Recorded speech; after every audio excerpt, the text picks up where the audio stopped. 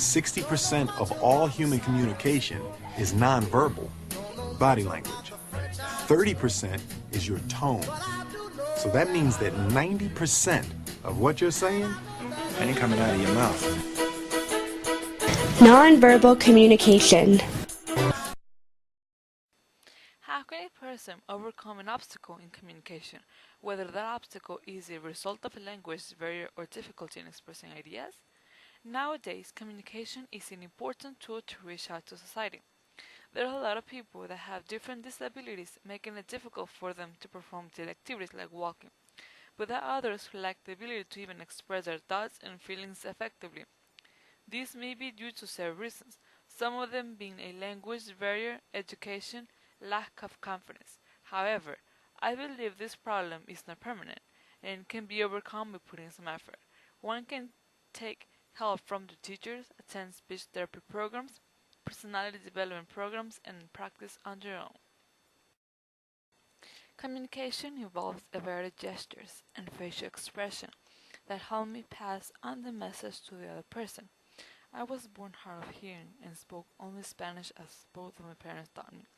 At the age of 8, I shifted to US with my family. In the US, English was dominant language and hence it was difficult for me to communicate with people around me. I enrolled in several courses, which helped me to gain better command over the English language and helped me to communicate better. Sign language was one of the languages that interested me a lot because I learned how to communicate with deaf or hard of hearing people. Also, I learned how to develop new sensory skills that were weak since I cannot hear from my right ear.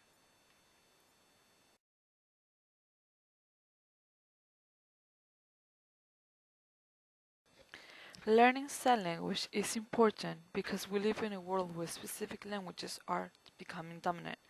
The advantages of learning sign language is that it can be used to communicate between persons who do not speak the same language.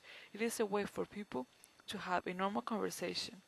Sign language is an expressive language that can be used even for dancing to express an emotional feeling. Also, it can be used to communicate with your friends in places like library where you are not allowed to talk out loud. What I experienced after learning sign language is that I was able to learn another language and overcome a language barrier. I was able to communicate with other people using sign language instead of talking. This opened new means of communicating that have therefore enhanced the quality of communication I experience with others.